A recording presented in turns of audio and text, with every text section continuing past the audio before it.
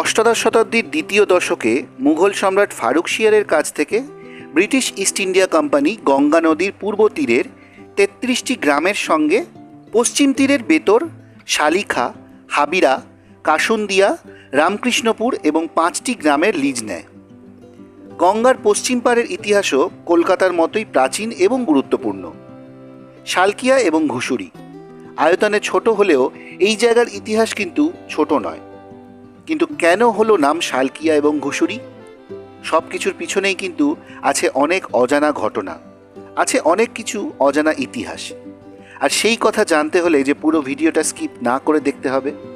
পুরোটা মন দিয়ে শুনলে বুঝতে পারবেন সত্যি কত কিছু এখনও অজানা রয়ে গেছে।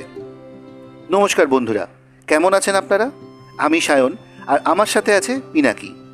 আজ আমরা চলে এসেছি হিস্ট্রি এভিনিউর আরেকটি নতুন ব্লগ নিয়ে আপনাদের জন্য। যারা এখনও আমাদের চ্যানেল সাবস্ক্রাইব করেননি, এখনই সাবস্ক্রাইব করে পাশের বেল আইকন প্রেস করে দিতে ভুলবেন না।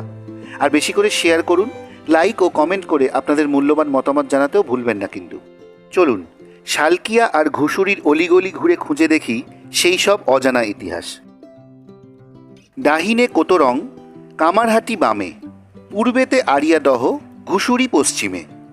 তাহার পূর্ব কুলবাহী এরায় কলকাতা, বেতরে চাপায় ডিঙা চাঁদ মহারাঠা।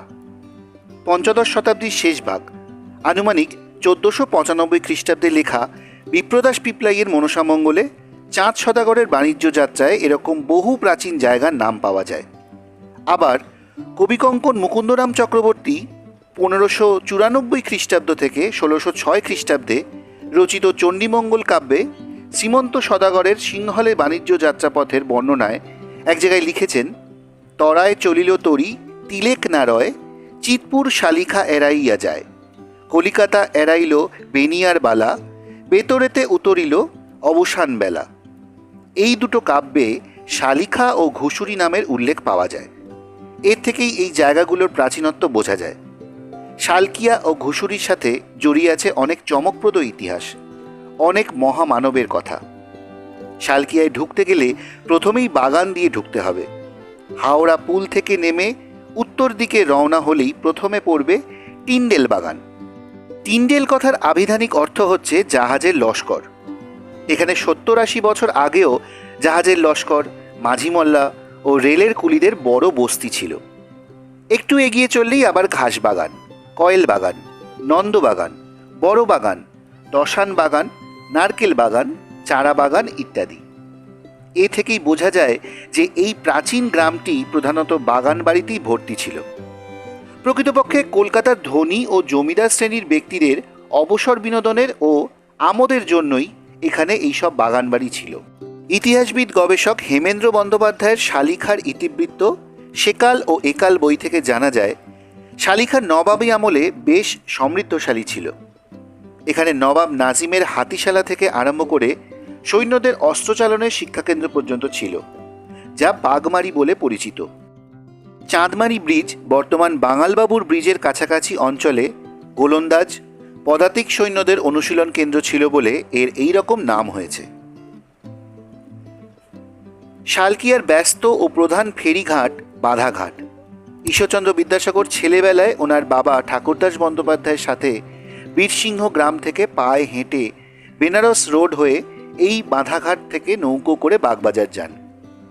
সেটি ছিল ওনার প্রথম কলকাতায় আসা। বাঁধাঘাট এটি জেলার প্রথম বাঁধানো ঘাট বলেই এই নাম হয়েছে। পরবর্তীকালে এই ঘাটটির আরেকটি নাম হয় জুবিলি ঘাট। রানী ভিক্টোরিয়ার রাজত্বের সুবর্ণ জয়ন্তীতে এই নাম রাখা হয়। তবে লোকে আজও এ ঘাটকে বাঁধাঘাটই বলে। প্রাচীন যুগে তুলোর ব্যবসা কেন্দ্র হিসেবে বাঁধাঘাট প্রসিদ্ধ ছিল। জনশ্রুতি, মুঘল ও পর্তুগিজ দস্যুদের বিরুদ্ধে যুদ্ধ এবং প্রজাদের রক্ষা করতে বারোভূঁইয়ার অন্যতম রাজা প্রতাপাদিত্য আদিগঙ্গা ও ভাগীরথীর তীরে যে 7টি দুর্গ বানিয়েছিলেন তার একটি এই বাঁধাঘাটের কাছেই ছিল। মুঘল সম্রাট আকবরের আমলে এই অঞ্চল 24 পরগনার অন্তর্গত ছিল। শালকিয়া নামের উৎপত্তি নিয়ে একটি বহুল প্রচারিত ব্যাখ্যা শোনা যায়। সেটি হচ্ছে এই যে এই অঞ্চলে প্রচুর শালিক পাখির বাসা ছিল বলেই এই অঞ্চলটাকে উক্ত নামে ব্যাখ্যা করা হয়। আসলে শালকিয়া নামের উৎপত্তি হয়েছে শালুক ফুল থেকে। ভাষাবিদ গবেষক ডক্টর সুকুমার সেনের মতে এই অঞ্চলের জলাভূমিতে প্রচুর শালুক ফুল হতো, তাই থেকে স্থানের নাম হয়েছে শালিখা, শালকে, শালকিয়া। 1818 খ্রিস্টাব্দে ঘুষুরিতে ভারতের প্রথম কাপড়ের কল গড়ে উঠেছিল। 1792 থেকে 1793 আবজনের সার্ভে ম্যাপে ঘুষুরিকে দড়ির কারখানার স্থান হিসেবে দেখানো হয়েছে। গঙ্গার এক পারে কলকাতার বাগবাজার আর অন্য পারে হাওড়ার ঘুষুরি। ইতিহাসের দিক থেকে বিচার করলে ঘুষুরি চিরকালই পরিচয় পেয়েছে শিল্প কারখানার অঞ্চল হিসেবে। ব্রিটিশ সরকারের ঘাঁটি কলকাতা হলেও 1796 খ্রিস্টাব্দে পাটের গাঁট তৈরির কারখানা তৈরি হয় এই ঘুষুরিতে। 1495 খ্রিস্টাব্দে মনসামঙ্গল কাব্যেও রয়েছে ঘুষুরির উল্লেখ। এছাড়াও কলকাতার পুরনো মানচিত্রে দেখা যায় ঘুষুরির এই অঞ্চলে ছিল দড়ি তৈরির কারখানা, চিনি তৈরির কারখানা, এমনকি বর্তমানে পাটকল থেকে জাহাজ মেরামতের কারখানাও গড়ে উঠেছে এই ঘুষুরিতে। তবে এসব ছাড়াও ইতিহাসের পাতায় ঘুষুরির নাম জড়িয়ে আছে যে কারণে, তা হল ঘুষুরির ভোটবাগান মঠ। 1770 খ্রিস্টাব্দে ভুটান কোচবিহার আক্রমণ করে ও দখল করে। 1773 খ্রিস্টাব্দে কোচবিহারের রাজা ধরেন্দ্র নারায়ণ ইস্ট ইন্ডিয়া কোম্পানির সাহায্যে ভুটানকে পরাজিত করে কোচবিহারের রাজা হিসেবে সিংহাসনে বসেন।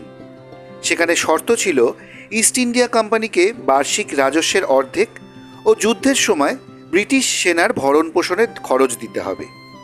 ব্রিটিশদের কাছে পরাজিত হয়ে ভুটান দ্বারস্থ হয় তিব্বতের কাছে।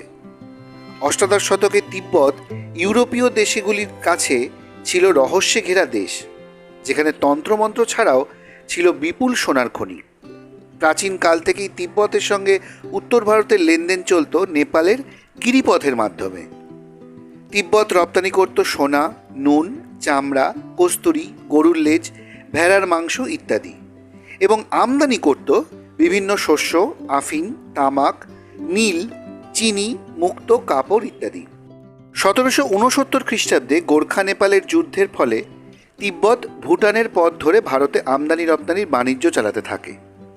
এরপরে ভুটানের যুদ্ধে তিব্বতের সাহায্য এবং তিব্বতে বাণিজ্যের সুবিধের জন্য ষষ্ঠ পাঞ্চেন লামা লবসাং পালদে নিয়েসি ব্রিটিশদের কাছে দশনামী সন্ন্যাসী পুরাণগিরি গোসাইকে পাঠালেন কলকাতায় ওয়ারেন হেস্টিংসের কাছে 1774 খ্রিস্টাব্দে 29 মার্চ।